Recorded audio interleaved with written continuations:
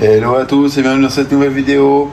Aujourd'hui je te présente une recette que j'adore accompagner, qui va impeccable pour accompagner mes viandes, même les poissons, barbecue, tofu pour les véganes, ce que vous voulez en accompagnement, c'est juste incroyable. C'est super simple, ça s'appelle les pommes papas. Si c'est pas encore fait, on se retrouve juste après l'intro. En attendant, mets une petite pause, abonne-toi, lâche un petit like, un petit commentaire et on se retrouve juste après l'intro. Aí, vai, joga de ladinho, vai, faz o coraçãozinho, vai, joga de ladinho, vai, faz o coraçãozinho, quebra. Voilà, pour cette vidéo, on aura besoin, j'ai pris pour moi de l'estragon, c'est ma version, hein, donc de l'estragon, thym, romarin, un oignon frais, une échalote, beaucoup d'ail parce que j'adore ça, des pommes grenailles que j'ai bien lavées, je vais les pré-cuire dans l'eau, qu'elles soient juste à peine cuites, vu qu'elles vont encore cuire après au four. De l'huile d'olive, sel, poivre, les épices que vous avez envie. Les pommes papas, on peut faire ça un peu comme on veut. Allez, on se retrouve juste après pour la mise en place. Voilà pour les pommes grenailles, ce que j'ai prises. J'ai mis des parois froides. Je fais toujours comme ça pour les pommes de terre. Un petit peu de sel. Et là, on fait un démarrage à froid, c'est-à-dire que l'eau elle est froide et après vous commencez à contrôler votre cuisson après qu'il y ait les premières ébullitions, comptez 5-10 minutes suivant la taille de vos pommes. Les miennes sont petites, je pense qu'en 5-6 minutes ça devrait être prêt. On se retrouve juste après pour la mise en place. Alors notre mise en place elle est simple, on va effeuiller nos herbes aromatiques. Alors si vous les achetez dans le commerce ou vous les prenez dans votre jardin, lavez-les toujours un petit peu, c'est toujours mieux. Moi personnellement, je les ai rincés à l'eau. Il peut y avoir des insectes. Comme j'habite pas très loin d'une route, il y a de la pollution, donc je les rince un petit coup. Là, pour le romarin, pour les épices,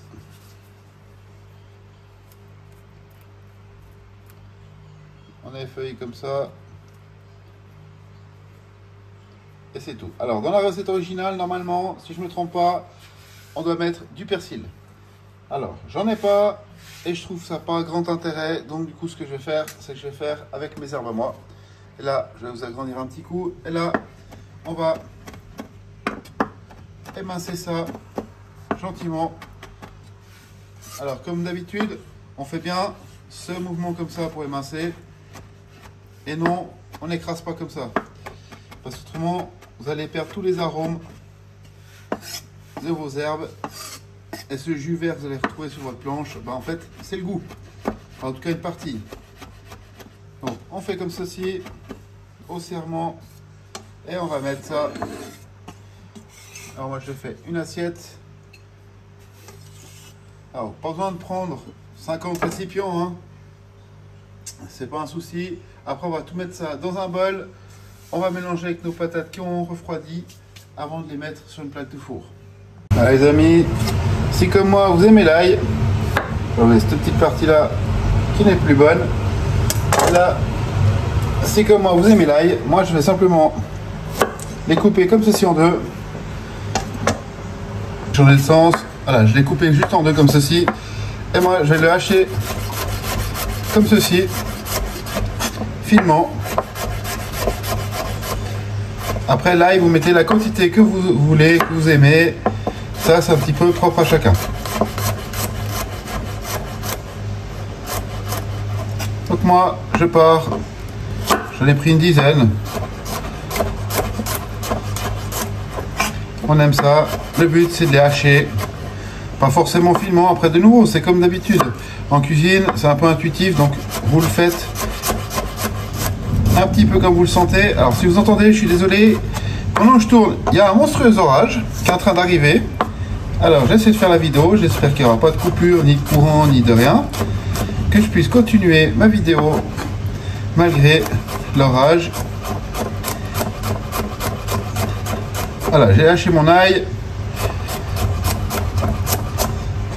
Donc, comme je vous ai dit, comme j'aime beaucoup ça, je mets la dose.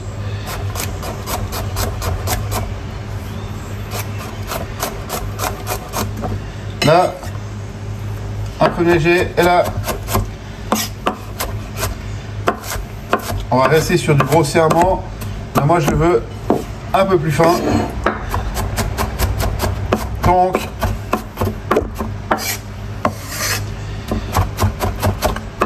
je mets un petit coup de hachage.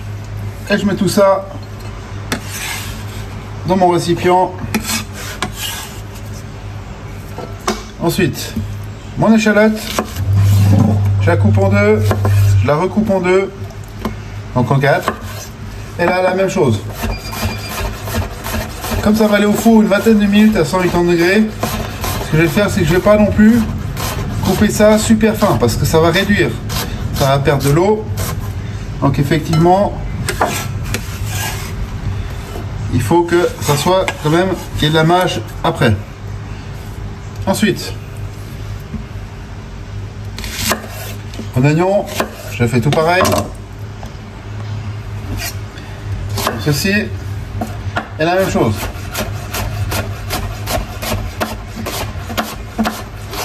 Essayez de faire assez régulier,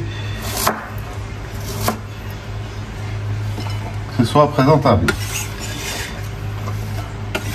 Voilà, ma mise en place, elle est prête.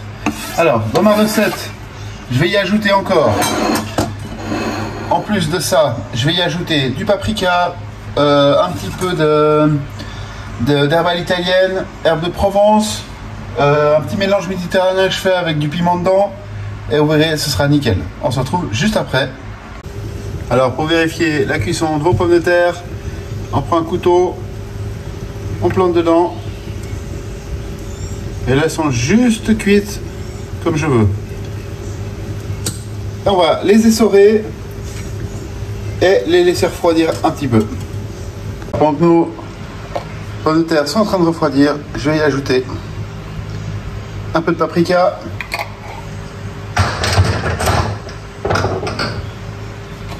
de l'origan,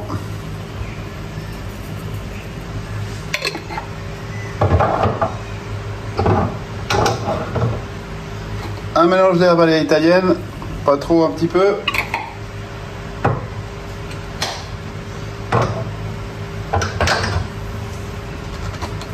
Un autre mélange d'herbes pimentées.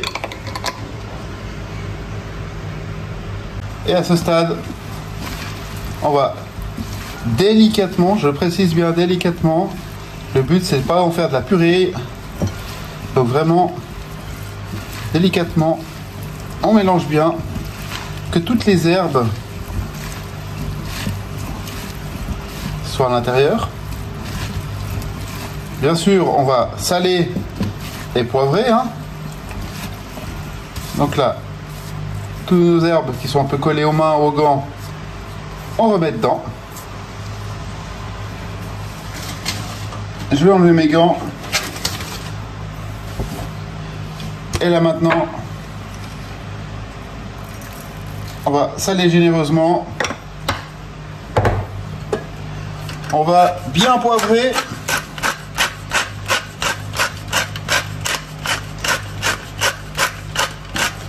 Allez-y bon cœur, toujours par rapport à vos goûts, hein, bien sûr. Et là, je vais y ajouter un petit peu de piment séché. Voilà, sur une plaque de cuisson, j'ai mis un sulfurisé. Je mets une dose d'huile d'olive et je mets ça de côté.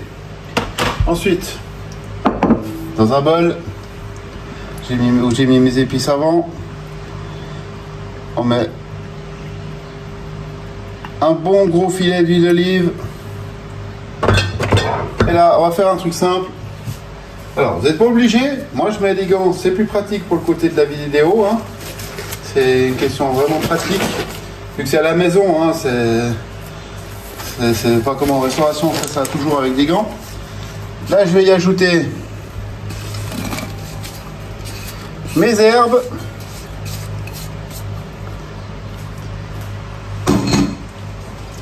Et également mes pommes de terre. Alors les pommes de terre, un truc simple.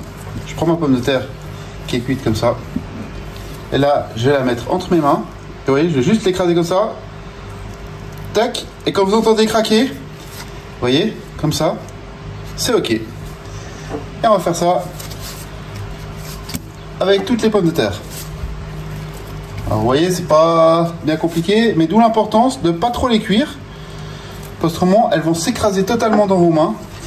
Et on sera plus proche de la purée que nos fameuses pommes de terre papas. Là par exemple, celle-là, je l'ai un peu trop écrasée. Tac.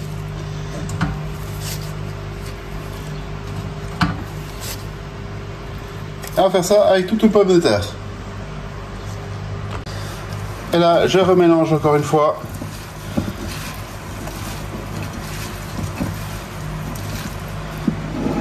Ensuite, j'enlève un de mes gants, ou laver les mains, c'est comme vous voulez. Je vais prendre ma plaque de cuisson et je vais y mettre mes pommes de terre. On va bien ramasser notre ail et nos herbes et notre oignon. Et là, on va mettre ça bien à plat, comme ceci, sur notre plaque de cuisson avec le papier. On peut finir d'écraser quelques pommes de terre à ce moment-là, celles qui n'ont pas à votre goût assez. Et on va fourner ça à 180 degrés, 20 à 25 minutes, selon votre four. Il faudra avoir la cuisson entre deux. Le but, c'est que ce soit fondant dedans et super croustillant dehors. Allez, on se retrouve juste après. Voilà les amis, c'est prêt. C'est magnifique. On va faire ça sur une assiette. En attendant, je vais faire 2-3 photos. Je te dis à la semaine prochaine pour une nouvelle vidéo. En attendant, porte-toi bien. Si ce n'est pas encore fait, encore une fois, abonne-toi, lâche un petit commentaire, un petit like, ça fait toujours plaisir. Active la cloche de notification et surtout, porte-toi bien, profite bien, mange bien. Allez, ciao, à la semaine prochaine.